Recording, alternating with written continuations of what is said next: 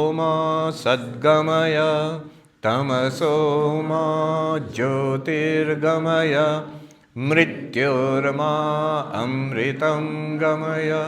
Om Shanti Shanti Shanti. Om, lead us from the unreal to the real. Lead us from darkness unto light. Lead us from death to immortality. Om, peace, peace, peace.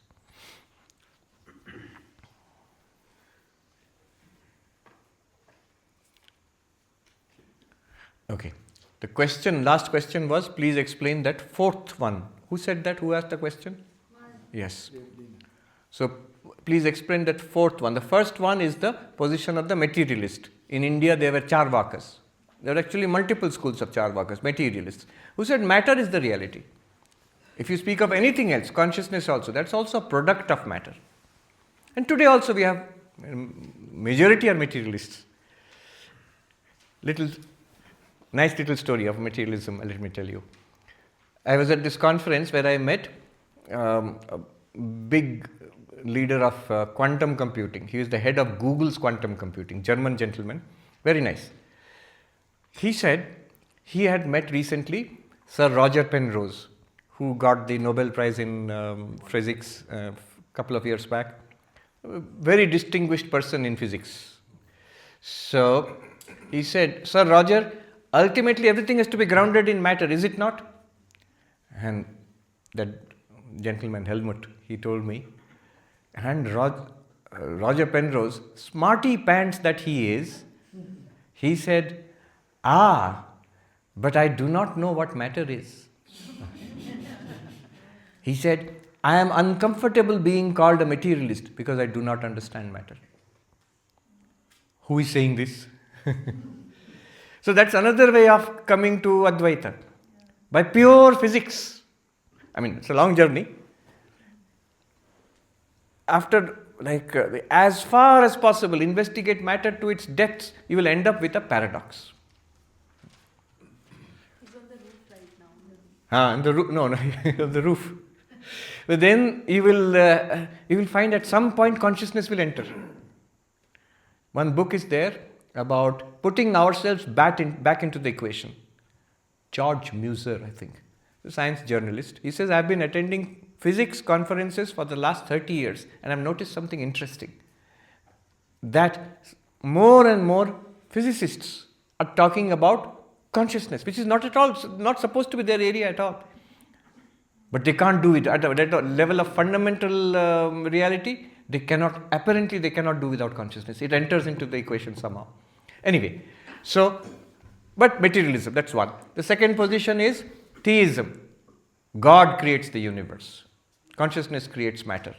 Third one is Sankhya, Prakriti, Prakriti Purusha. Prakriti is object, Purusha is consciousness. And notice, in that case, they don't need a God. The materialist does not need a God. Matter is God, creates the universe. The Sankhyan also does not need a God. And indeed, in Sankhya philosophy, no God is there. Then we come to the fourth position. This is a sample. There are many such positions possible. What are we talking about? Relationship between consciousness and matter. The fourth one is a school of Buddhism known as Shunyavada. Buddhist philosophy, broadly speaking, there are four schools. One is called Sautrantika, another one is called Vaibhashika, third one is called Vijnanavada, full name Yogachara Vijnanavada, and the fourth one is called Madhyamaka Shunyavada. Now, one school of, how did it come about? So what is their position? First let me tell you and then explain a little bit. Their position is, Shunyavada position is, neither consciousness created object nor object created consciousness. Neither Drashta created Dṛśya nor Dṛśya created Drashta. Nor are they parallel realities. But they appear and disappear at the same time. They depend on each other. The commentator on Nagarjuna, Chandrakirti, he uses an example you'll never find in Vedanta. He says consciousness and object, they depend on each other like two bales of hay. You tie up the hay and the farmers put them leaning against each other. If you remove one bale, what will happen to the other one? It will fall. Consciousness, object, They are existing, they're leaning on each other. They are interdependent realities. That is the Buddhist term, interdependent. They arise together, this arising, that arises, this not arising, that will not arise. You will never experience object without consciousness and never have consciousness without object. Test case, waking state, always objects are there, consciousness is there. Dreams, objects are there, consciousness is there. Deep sleep, we always say objects have gone, consciousness is there. They will say this is a kind of dishonesty. Consciousness and object have both disappeared. That is deep sleep. You are back calculating. You are doing some clever accounting. I slept happily. I did not know anything. Arey Baba, I admit there was no experience at all. No consciousness, no object, nothing was there. Then what's the final position? No position. That. Yeah. So this is called emptiness. They are interdependent. They depend on each other, arise and disappear. Now, a little explanation of this and then we will go ahead. How did this come about? One way of understanding this is through what is called epistemology, how knowledge happens. According to the Buddhists, there are 4 positions. One is that what is called the Vaibhashika position, direct realism, which means when I am experiencing the world as it is. This glass I am seeing, this table I am seeing. What are you seeing? Glass, table. These are the objects. We are directly experiencing the world through our senses and our mind, but we are experiencing the world directly. We are actually contacting the objects. The world is as we experience it. This is called the Bahyarthavada. Or let's use the English terms. Direct realism. Direct realism. That means knowledge, you are getting knowledge of the world as it is. Then comes the next group of Buddhists, the Sautrantikas. What they say is, this is not true. You yourself are saying information is collected by the senses from the world. Then it comes to the mind and a vritti about the world is created. See, glass. Light is coming from the glass into the eyes. Glass is not coming into the eyes. Then it will be a medical emergency. You have to call ophthalmology department, AIMS. What happened? He saw a glass, now he's blind.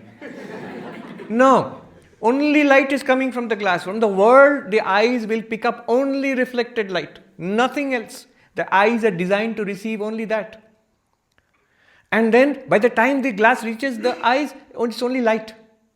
Then it will form an image in the retina. And from there, through the optic nerves, impulses, then by that time, no image also is there. Neither light nor image. It is just information in the coded, and through the optic nerves, we all read in school, axons, dendrites, whatnot, it will race to the brain. And then the optic centers in the brain, somehow, nobody, neither AIMS nor Harvard Medical College, nobody knows how those electrical signals will be reconstituted into representation of this glass, and Chidabhasa will be active and say, I know the glass, I see the glass, not I know, I see a glass. Even not so, other things are also happening. Glass in the mind, seen.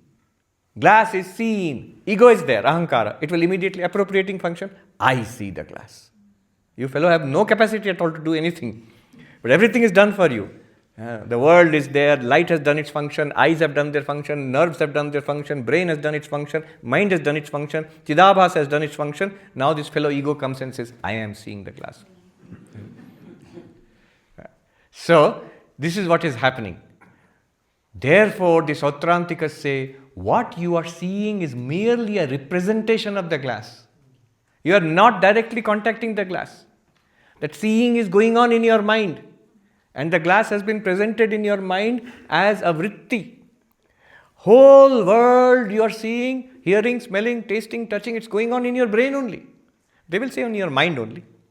So a whole thing is constructed. Information is gathered from the world. This is a more accurate view of what's happening. And modern science will agree with this. This is called, in modern Western philosophy, this is called critical realism.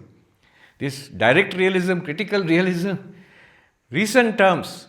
In India, the Buddhists and the Hindus, the philosophical debate, 1500 years ago they were having this debate. 1500 years ago. Now we are calling it direct realism, critical realism. So now where is the world? It is representations in your mind. It is there, but what you are experiencing is the representation. You are not seeing the reality, you are seeing the map. And there is no other way. You cannot directly contact the world. You have to contact through senses only. Okay. It is being, in a very modern language, it is being rendered in your mind. It's computer language, rendering. Okay. Actually, but this is what we discussed in the morning as well, the three schools of thought that you explained. ये भी तो वही reflection, image का reflection, then we get an idea. It's not the real. No. The three schools, Pratibimbavada, Avachedavada, Abhasavada, they deal with a specific question. They may be similar, they sound similar, but they deal with a specific question. How pure consciousness is appearing as a jiva? That question we are dealing with. Here, it's a broad question. How are we getting knowledge of the world? First answer was directly. You're seeing the world, hearing, smelling, tasting, touching. Directly you're contacting world. Second answer, you're not directly contacting world. Your senses are contacting. What you are experiencing is a representation of the world, is a map of the world. You understand? And this modern science will agree. This is how brain functions, senses function. This is called representative realism. World is there. First position, world is there because I see it, I touch it, I hear it. Second position, world is there, but at one step removed. It is creating the impressions on my senses which are now presented in the mind, and that's the knowledge of the world I get. At one, it is a gap. That is why I think, ultimately, what is revealed is quite often different from... Yes, that's why that explains optical illusions, the way we see things and what is not there as actually is not there. Way we see things is not what is actually out there. Very small bandwidth we can Yes, we are very limited actually. So critical realism, this is the second thing. There is a world, but what we are seeing is a representation of the world. There is a big debate. Same debate is going on now. People use evolutionary biology. There is one group, the direct realists, they will say, no, you are seeing the world as it is. Why? Because if a living being does not see the world as it is, it will not be fit for the struggle for survival. Isn't it? An animal in an environment, if its perception in the environment is not accurate, how will it get its prey? How will it avoid the predator? How will it find food? What will it eat? Everything has to be tuned so that it can survive. So survival of the fittest ensures that you are getting direct experience of the world. Now, the increasing studies are showing, no. If you see the world as it is, you will die.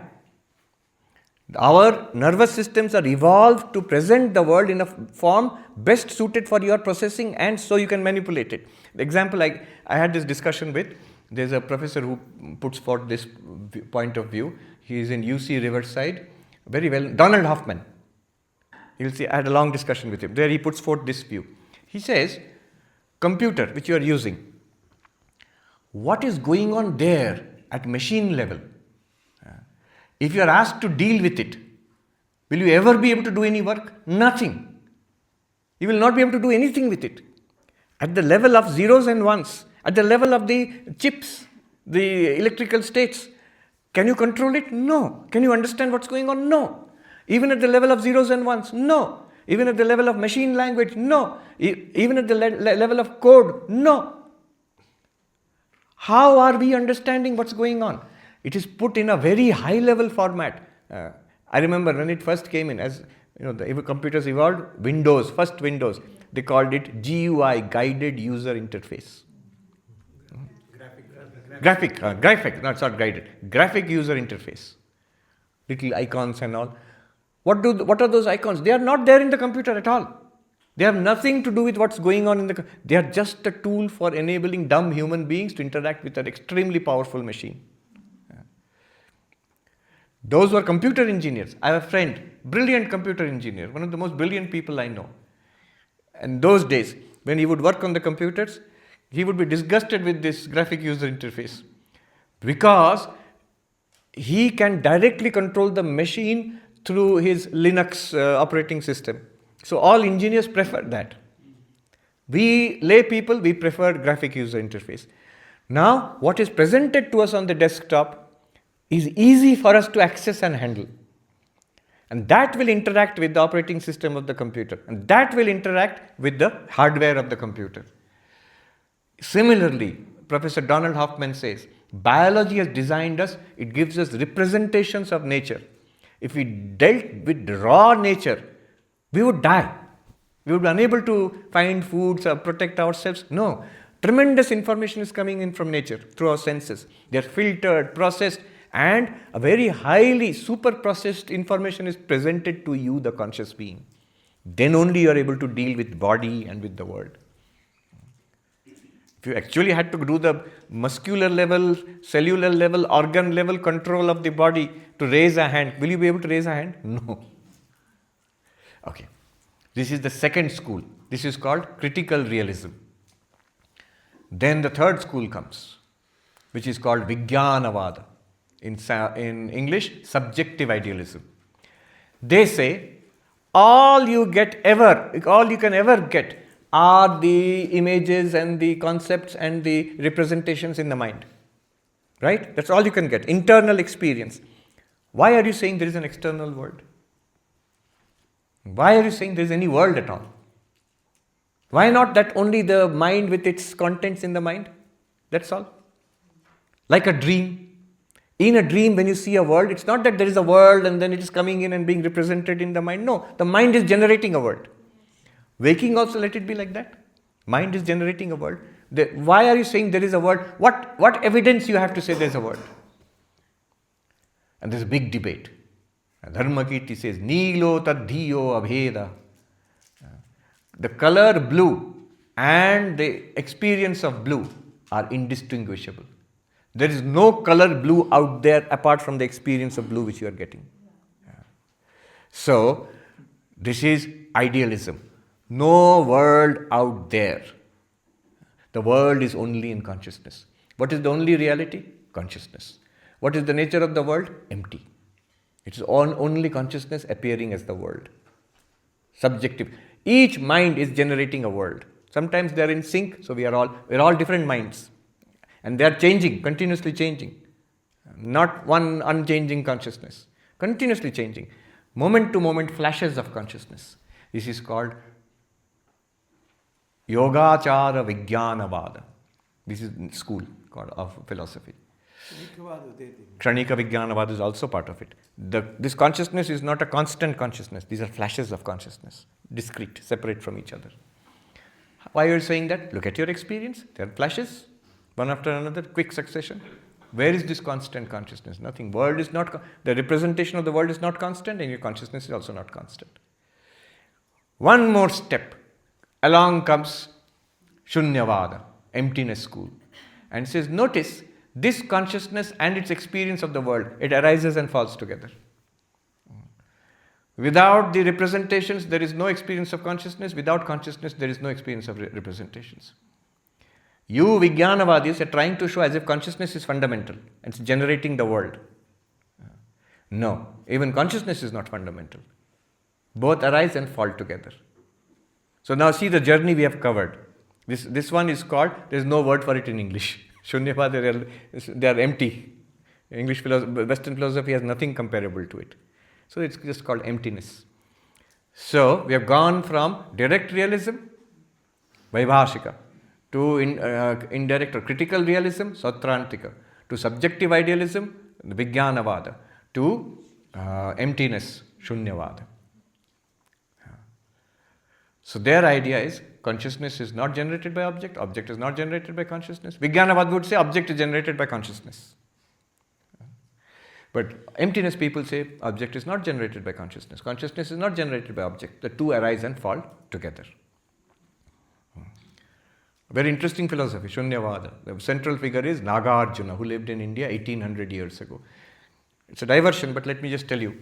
Another person I met, I mentioned the Italian physicist, quantum theorist Carlo Rovelli. Brilliant man. And he writes brilliant books, especially for ordinary people like us. I knew about him from his books only.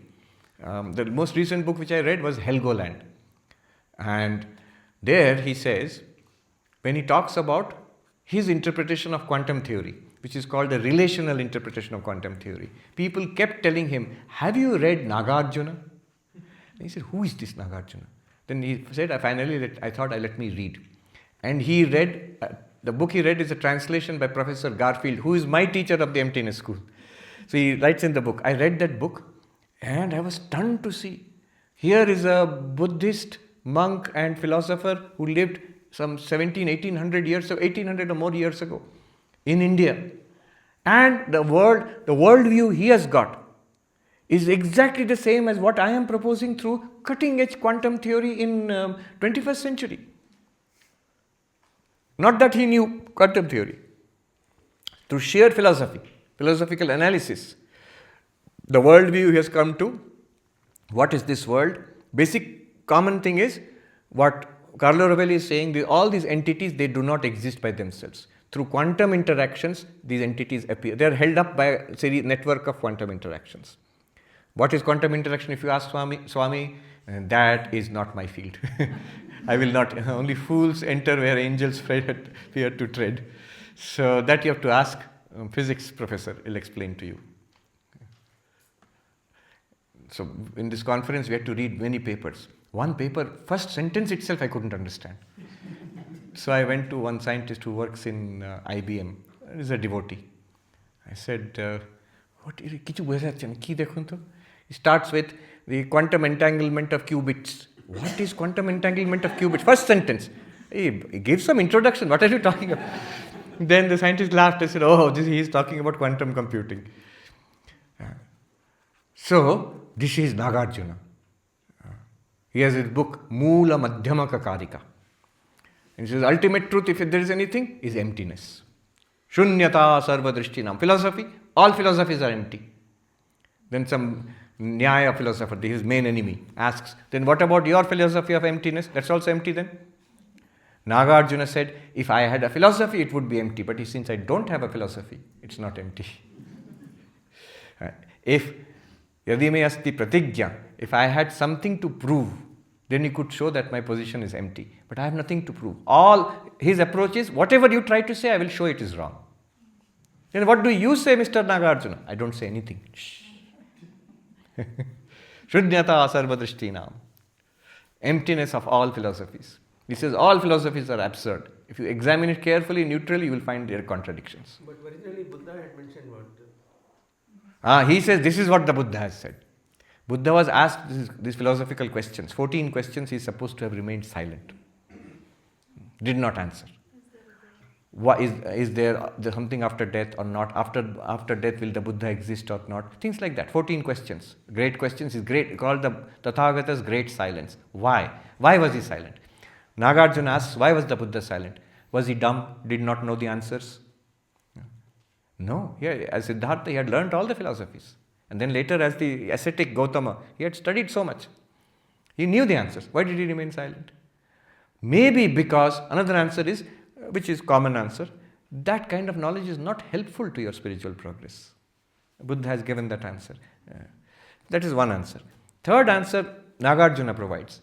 Maybe silence is the correct answer to all these questions. And then he wants to show through logic that silence is the correct answer, because every answer that you give is faulty. Anyway, Sri Ramakrishna says, everybody thinks that my watch is going correctly. Nagarjuna would agree. Finally, we come to the Advaitic position, number 5.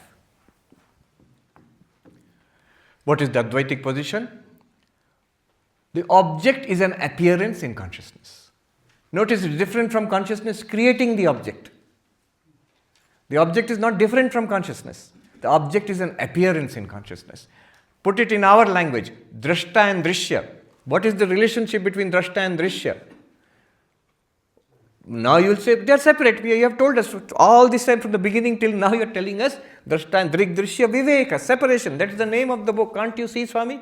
They are separate. They are different. At this point, one sadhu says nicely, look at the fine print. दृष्टा दृश्य से अलग है सो तो ठीक है महात्मा जी, कभी आपने सोचा है दृश्य क्या दृष्टा से अलग है? Drashta and Drishya are separate. Correct. The Drishya is separate from you, the Drashta. That is correct. But I have never said, even I also, if you notice, you see the recordings, I have never said that Drishya is, that the Drashta is separate from Drishya, but I have never said Drishya is separate from Drashta. Let me repeat this. This is subtle but important to catch. If A is separate from B, you will say, then B must be separate from A. Yes. What do you mean Drashta is separate from Drishya, but Drishya is not separate from Drashta? Consciousness is separate from matter, but matter is not separate from consciousness. How? Yeah. If A is separate from B, B is separate from... It is true. But, for example, if I say the phone and the table. If phone is actually separate from table, table is also separate from phone. How do you know? You can appreciate the table, experience the table without the phone. You can experience the phone without the table. They are independent. They can come together, but they are separate. Huh? The example is, so if you go to see a person, a lovely old person, grandfatherly, with a beautiful smile, now you have a doubt. Is the teeth there originally his teeth or his false teeth? Now you have to go at a time when he is relaxing and he gives you a toothless smile and the teeth are there sitting in the little bowl, then you realize, oh, I see. They are coming together, but they can be experienced separately. Then they are separate, even if they appear together. Now, Drashta and Drishya are different, and we have got great result from it. I am the Drashta, I am Atma, I am Sakshi, I am Nirvikara, Nirantara, Samaha, Asanga, whatnot, Aparoksha, Swaprakasha, Atma, wonderful. I've got it. But now you are asking another question, a deadly question. What about the Drishya? What about that fellow, the Drishya? Where will we leave him, the Drishya? And Vedanta is saying, Drishya is nothing but you, the Drashta. Wait, didn't you say Drashta is not the Drishya? Yes, you Drashta, you are not the Drishya. But Drishya is you. How? Phone is separate from table, table is separate from phone. Drashta is separate from Drishya, then Drishya must be separate from Drashta. No. Look at the wood and the table. Wood is separate from table. Before it became table, it was wood. After the table is broken, sold for scrap, it will be wood. Now also it is wood only. But the table is something that has appeared, name, form and use, which has been imposed on the wood for the time being. This table is not separate from wood. Even now, when we touch it, we say, don't say touch table, touch wood. Touch wood. The water and the ripples in that water. The water is independent of the ripples. The ripples may be there, ripple may not be there. Water will be there. But the ripples in the water are not independent from the water. They are the water only. More sophisticated example. Go to dream example. Whatever you see in the dream, you the dreamer, you are separate from it. You existed before the dream, you existed during the dream. After you wake up, you will continue to exist. But all the things and the people and the events in the dream, they will not exist unless you are dreaming. And they are not separate from you, the dreaming mind. Similarly, Vedanta's new teaching, up to now one teaching only has been given, Dṛg-Dṛśya-Viveka, separation of the Drashta from the Drishya. But now you're going to merge the Drishya back into the Drashta. It is now going to be said, the Drishya is nothing but you, the Drashta.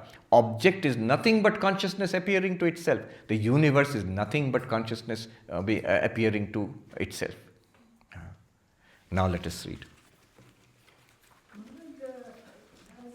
Sri Krishna says that they are in me, but I am not in them. There is a beautiful, very powerful verse, 9th chapter, I think. That Maite na teshu aham. What was that? It will come back.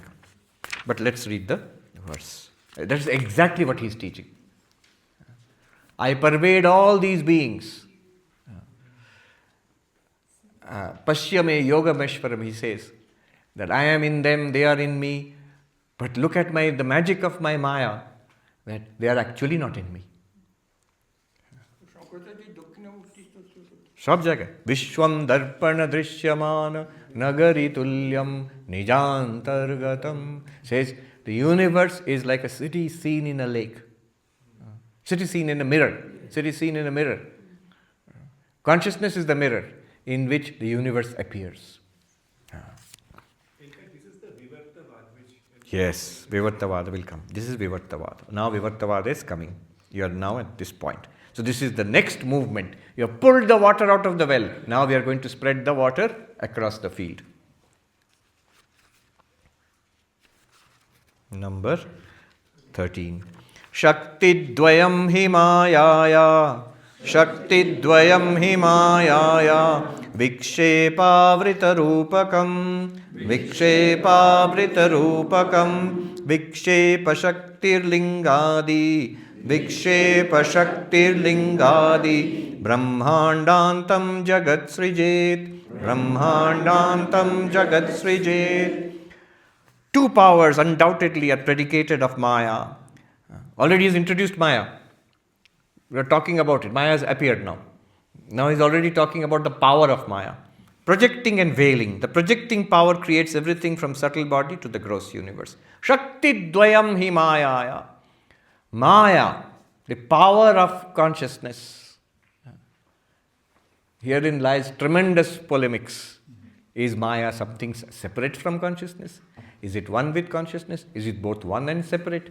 Anyway, we will bypass all that.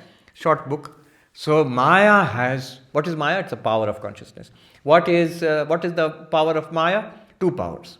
One it veils, one it projects. It veils Sakshi. It veils consciousness. Projects what? Universe. Ignorance veils the rope. Projects what? Snake. Similarly. So he says the projecting power of Maya projects the universe. What is this projection? Lingadi Brahmandantam. Starting from the subtle body, starting from the ego, up to the physical universe, cosmos, stars and planets and all of that, quasars and quarks, from the tiniest, from the greatest, all of them are projected. Projected means what? It presents Brahman, consciousness, as this. What is the dream universe which you experience in the dream? You are there in your own dream universe, other people are there, there is a world there, virtual world. What is it? It's you. What is it made of? Are the houses in the dream universe made of bricks? No, it's made of you. You are the dreamer, dreaming mind. Isn't it true? The sky and the earth and the ocean and the lake in the dream universe, are they made of water and space? No, they are made of mind only. Everything in the dream universe is made of mind, but it appears to be sky, earth, water, living beings, non-living beings. All of it is in the mind, and it is you. That's the dream. Now, Advaita Vedanta says it's exactly the same in the waking. There, the mind is dreaming, individual mind is dreaming a dream. Here, consciousness is dreaming this universe. See, my consciousness. No, don't talk in terms of individual. Individual will come later. Only consciousness with Maya is projecting the universe. Nivedita once says to Swami Vivekananda once, can I think of Kali as the dream of Shiva? Swami Vivekananda paused for a moment and then he laughed. Well, have it your way. So he says, okay, he says, you can think in that way. So, the universe is a projection of consciousness. Why? How? Maya. Maya has these two powers. It covers the universe and covers consciousness and projects it as the universe. Covering is necessary, otherwise the projection will not work. You have to fall asleep, then you can dream. Ignorance is the sleeping and projection is the dreaming. Wait, it will become clear. Wait.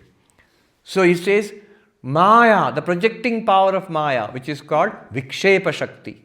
Veiling power of Maya, Avarana Shakti. The projecting power of Maya, Vikshepa Shakti, he says Jagat Srijet.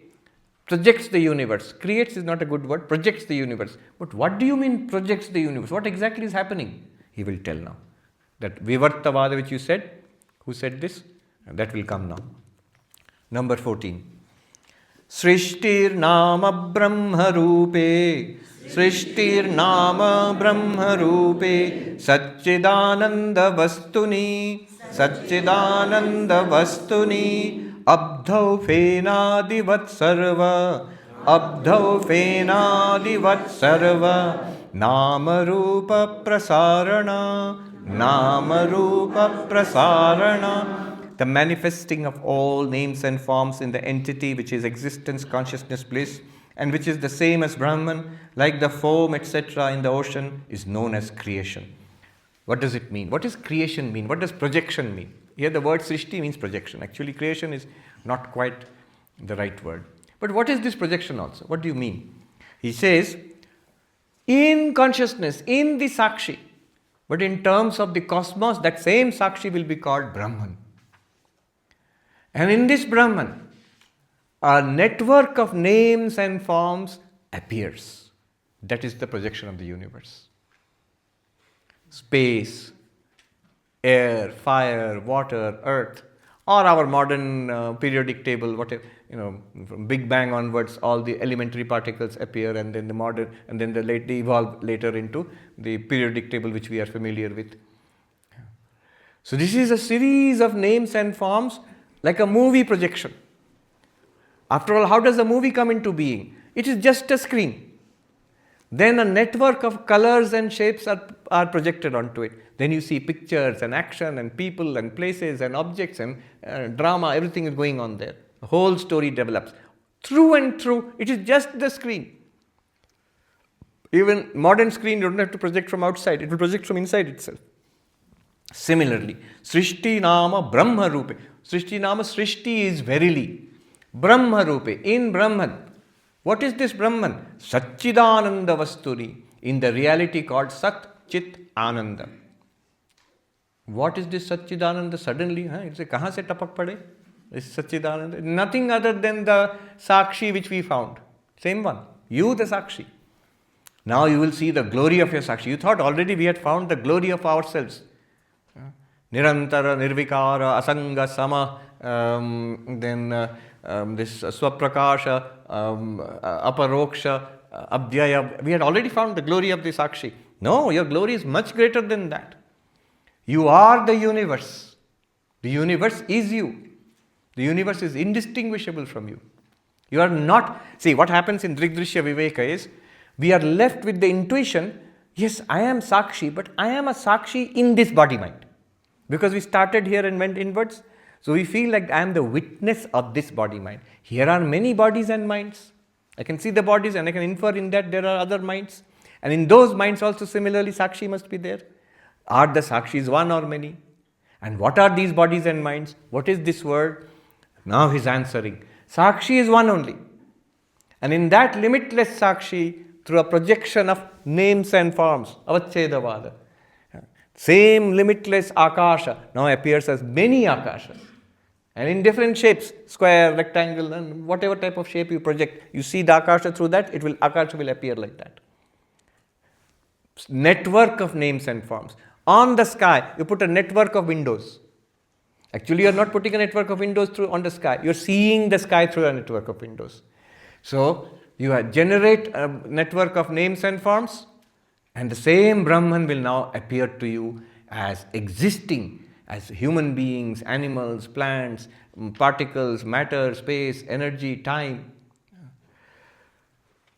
How? He gives an example. Abdhau bhenadivat. In an ocean, like foam on the crest of the waves.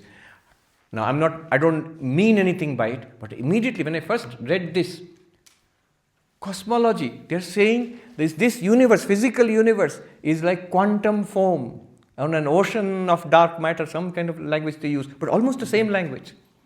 Quantum foam, whatever it means, I don't know. But he says it is like foam on the surface of an ocean. The foam is the ocean. But you will see different names and shapes. Different shapes. Bubbles, foam, spray, surf, all of that you will see. It is the same water of the ocean. It is coming from the waves only, on the top of the waves. So he's saying this universe is this vast universe.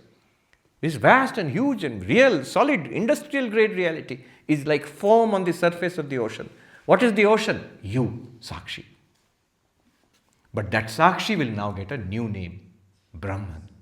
Brahma. Aham Sakshi Asmi, but the truth is Advaita. In Advaita we don't say I am Sakshi, you say I am Brahman. Aham Brahmasmi. Like, sorry, but like scientifically and logically, you prove that the information is coming in my mind and that Sakshi is creating that image. So, from going from multiple Sakshis to one consciousness, can that same logic be applied somewhere? Like logically, everything is appearing in my mind and in my consciousness. But how do we come to this is only one consciousness which is there in everybody? Okay. This is already assumed here. But if you ask, how do you think, why is it that one consciousness? Why are you assuming? We are not assuming. Reverse the question. Why do you think there are many consciousnesses? Why do you think there are many consciousnesses? There are many bodies we can see. If I say, why do you think there are many bodies? Say, Swami, open your eyes and see. Why do you think there are many minds? You ask a few questions to the people, you will find different answers, different ways minds are working. Clearly different personalities are there. But consciousness apart from body-mind, drashta apart from the drishya, pure consciousness, why will you say it is many? Sankhya says that. Sankhya says that. Correct. Good catch. Sankhya to Advaita. How do we move? So the transition from Sankhya to Advaita. So Sankhya says there are many consciousnesses.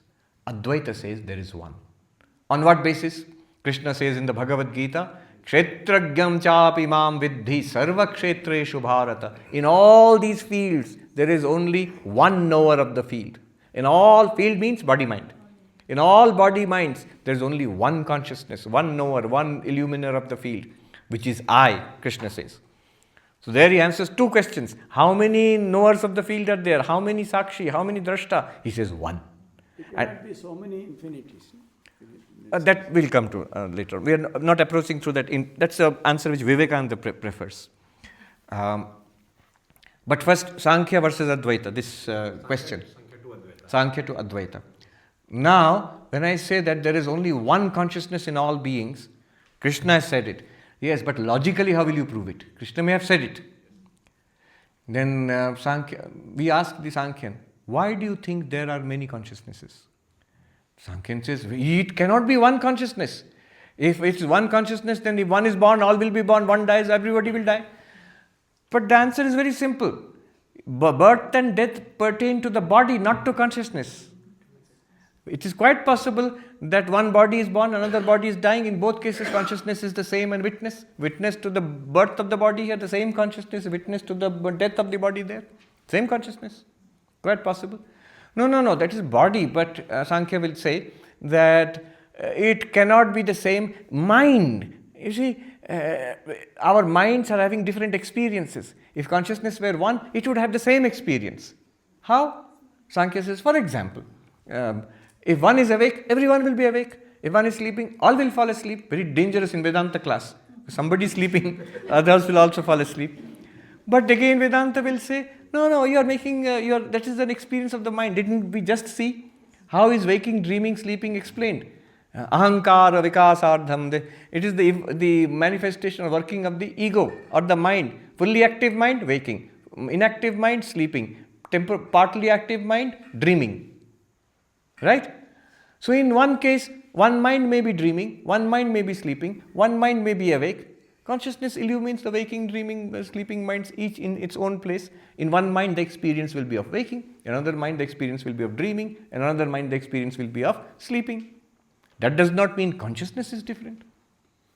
Then the Sankhyan goes on and says, no, this will not work, because if consciousness is one, then the knowledge of one, if one gets enlightened, everyone will get enlightened. But that does not happen, unfortunately. My guru gets enlightened, I should also get enlightened. We are all one consciousness. Then Advaita says, again, the ignorance and enlightenment are pertain to the mind, not to Atman, Brahman consciousness. So there can be one ignorant person, there can be another enlightened person, both can exist. Same consciousness can be the same. So Krishna explains, Avibhaktam cha bhuteshu vibhaktam iva cha sthitam. I am undivided in all beings. I appear as if divided. What is the mechanism of division? Chidabhasa. Chidabhasa. Reflected consciousness. Original consciousness, one. Reflected consciousness, as many. As many mirrors, so many reflected faces. How many original faces? One. That is the model that Vedanta is working with. How will you distinguish? See, you go another way. What Maharaj said is the final way. I'll come to what Vivekananda preferred. But another way you go. Deep sleep.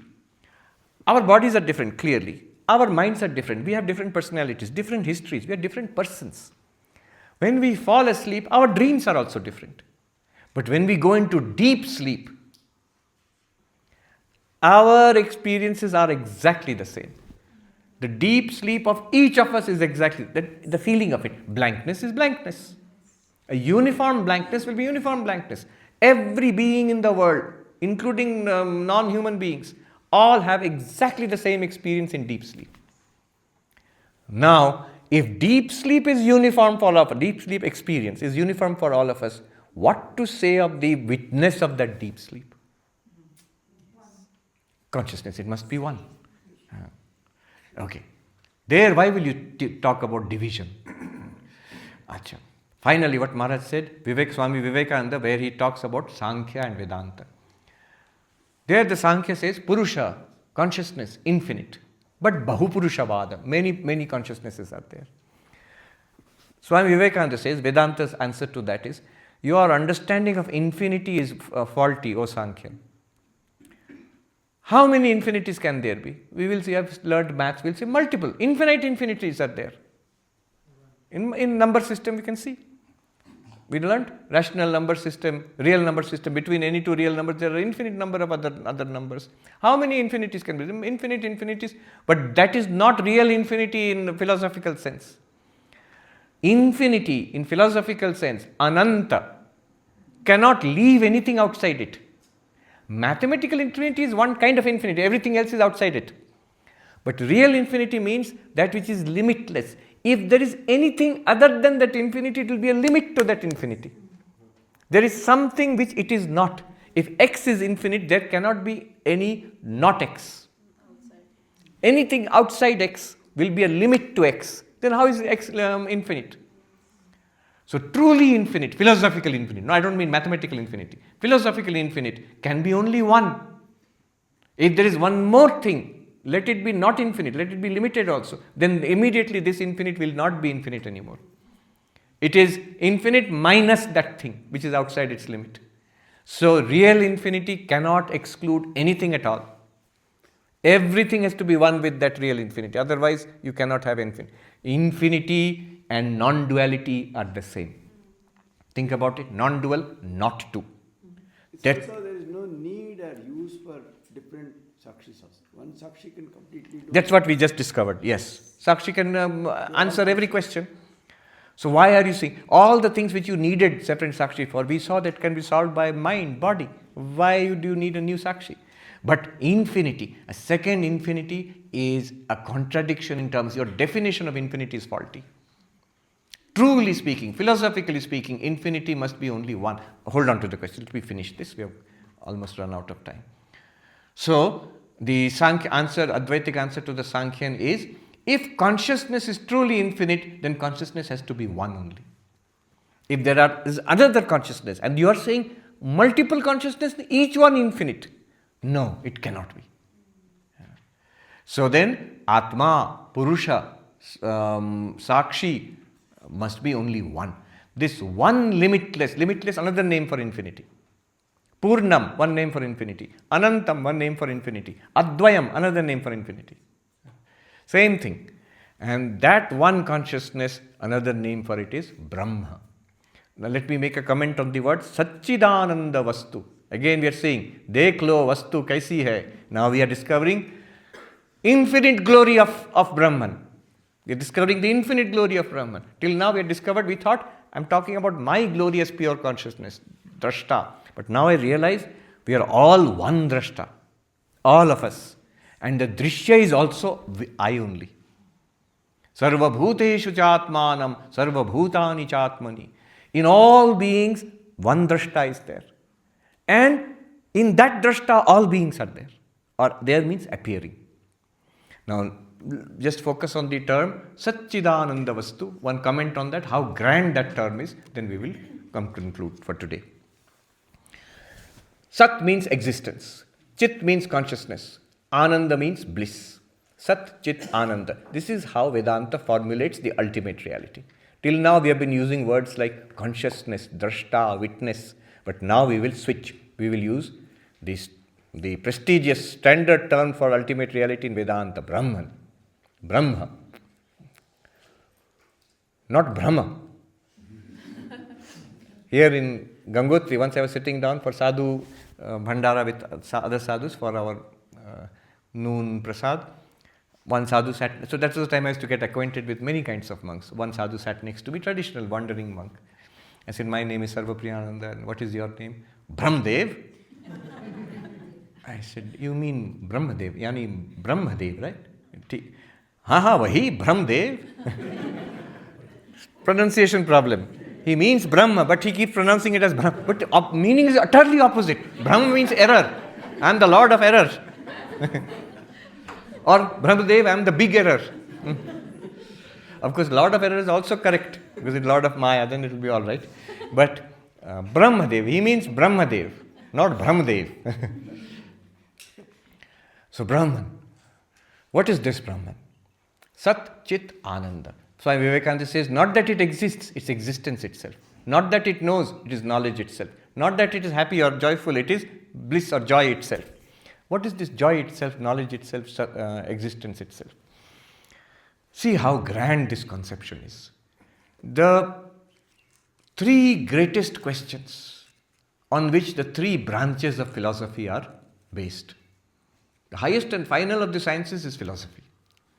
The three greatest questions of philosophy and three branches of philosophy. One great question is, what is real? What is reality? Is the world real? We saw today Shunyavad. Is the mind real? Is the world real? Is God real? And the second option, God is real or not? Is consciousness real? Is matter real? What is real? This branch of philosophy which answers what is real, what exists, dealing with things which exist.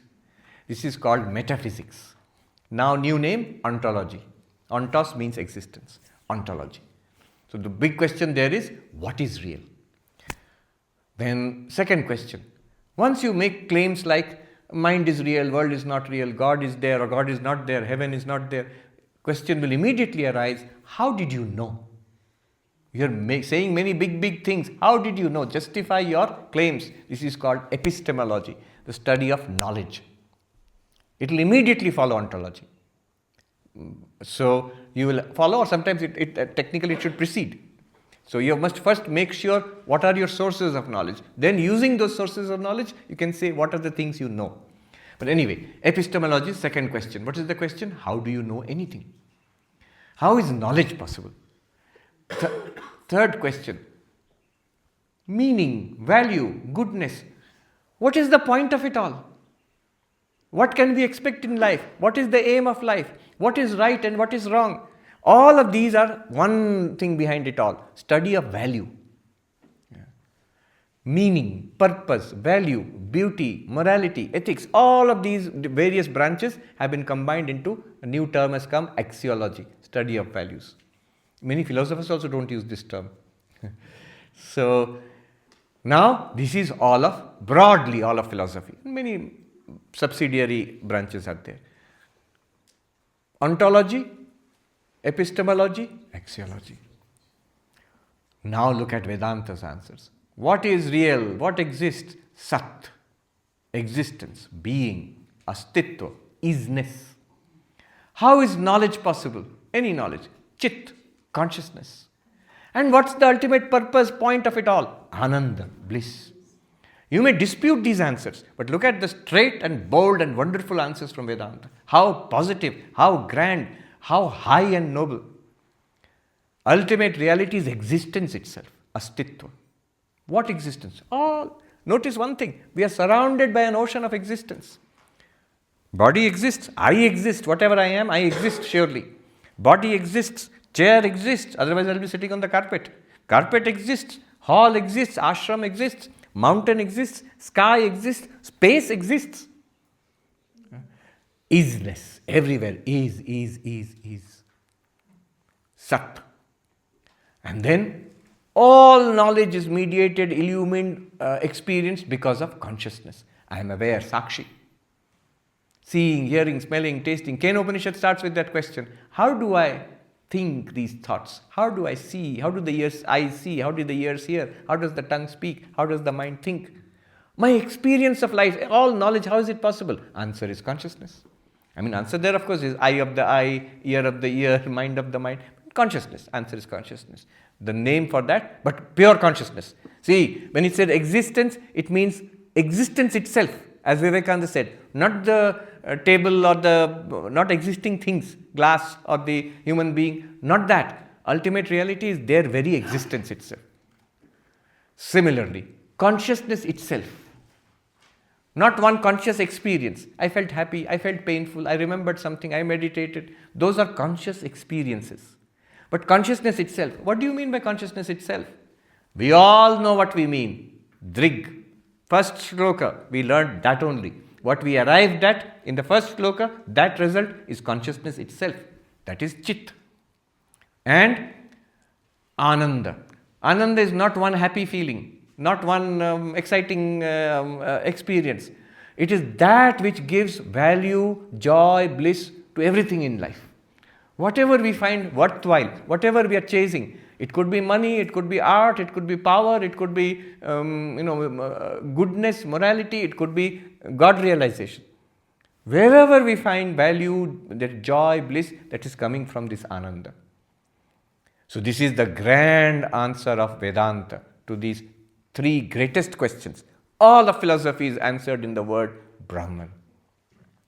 Instead of saying Sat, Chit, Ananda, it uses the word Brahman. What does it mean? Etymologically, the word Brahman means limitless, infinite. What we just discussed, infinite is equal to Advaita, non-duality, is equal to Purna. Brahma, Purna, Ananta, Advaita, they all mean the same thing. One monk in the Himalayas, I'm saying in the Himalayas, we are sitting here. He's actually in Rishikesh, our Pranav Chaitanya Puri. We went to his ashram. So he was analyzing. This is grammatically, if you see, go back to Sanskrit grammar. Etymologically, you can show the meaning of Purnam, meaning of Anantam, meaning of Brahman, meaning of Advaitam, same. There is a great joy in Sanskrit. Pandits get a joy. We get very bored with grammar. But they have so much joy in this grammar. They can discover Advaita itself through grammatical analysis of the words. Anyway, that aside. Now, Advaita goes even further. After saying Sat, Chit, Ananda, it says all of these are one thing. They are not three things. They are not three properties. They are one thing. Sat is Chit is Ananda. Ananda is Chit is Sat. Same thing. It is existence. It is shining consciousness. It is fulfillment and bliss in itself. It goes even further. Advaita goes even further and says, this Sat Chit Ananda is you. Tat Tvamasi. See, up to this point, Sat Chit Ananda, Brahman, one can still say, all wonderful, it sounds, but it could be theory only. How do I know such a thing exists? How do I know? Ki ye sach hai ya just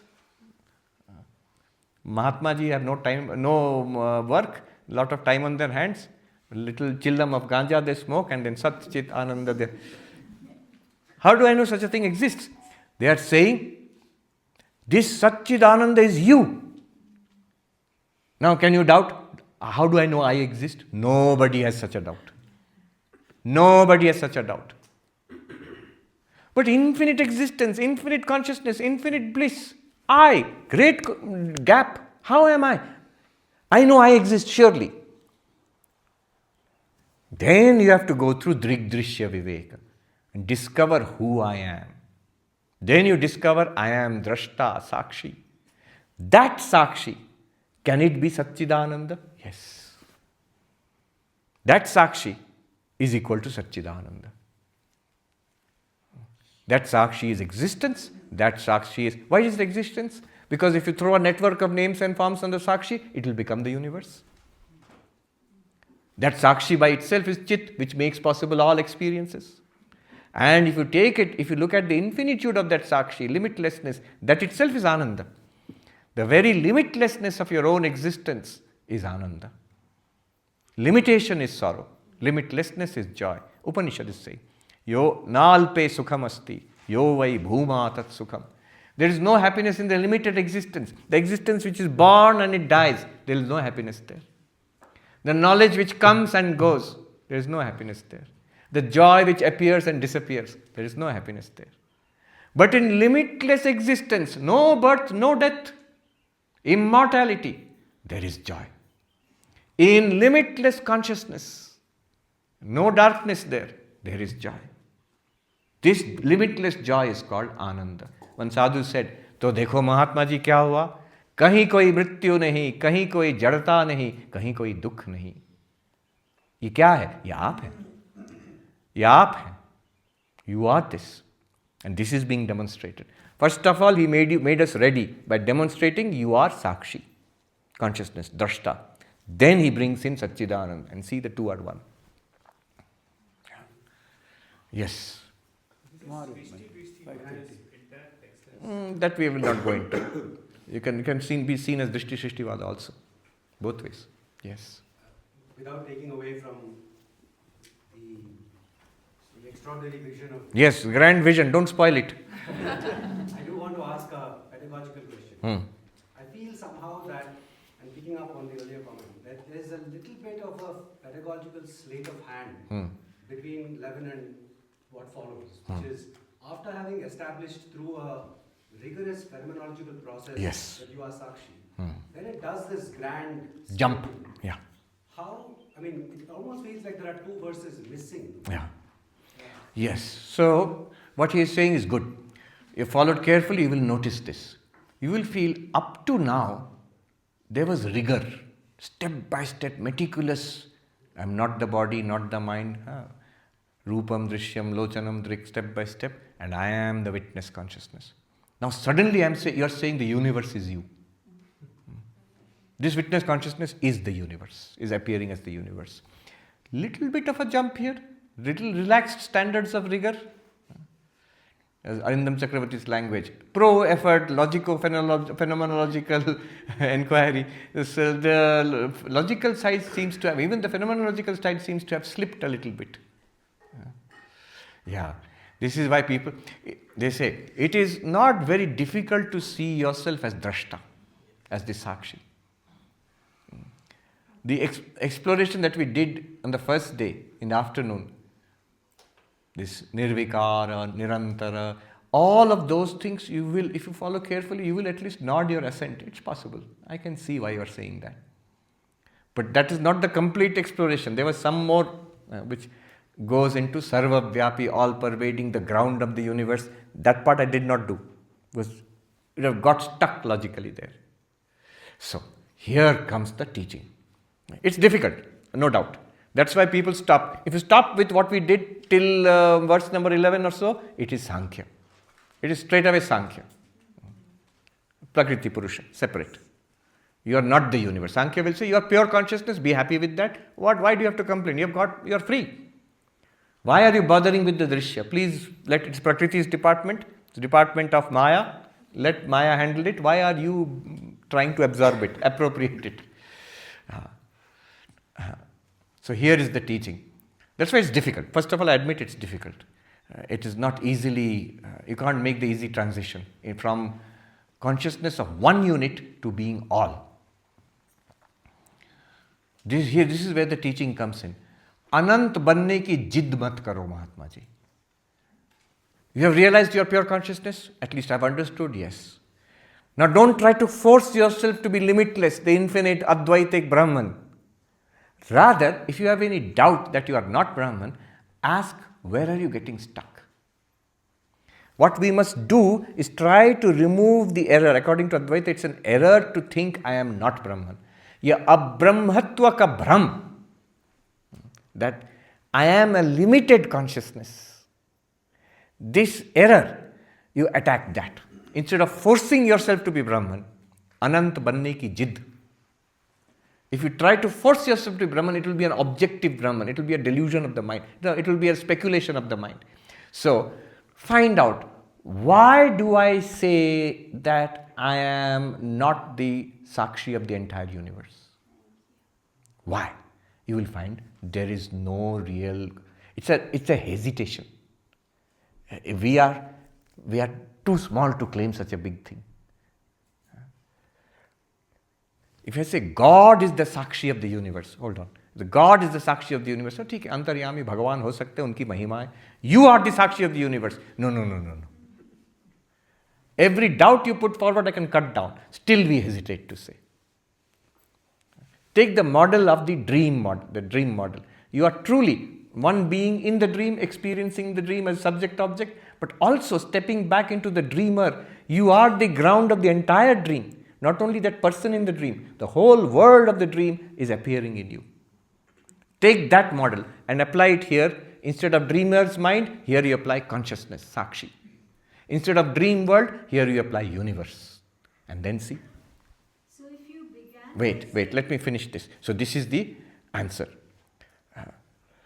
This is the conclusion of the Mahavakya, Tattvamasi or Aham Brahmasmi. This is, now if you come to this stage, you have to admit Advaita has been established for the first time. Till now it was not Advaita. It was Sankhya, it was Dvaita, Ghor Dvaita, separation. But now the water has been well spread over the field. Ashtavakra says, the whole universe, including body, mind, up to I, is presented to me, the consciousness, at once. Either I am all of it or none of it.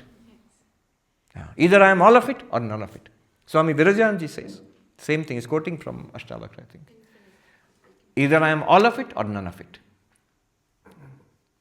Last question. Run out of time. Can you explain to me the shloka Purnamada Purnamidam? That is the one. A beautiful song. Yeah, that we have.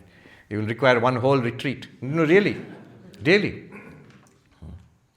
Om Shanti Shanti Shanti Harihi Om Tat Sat Shri Rama Krishna Arpanamastu.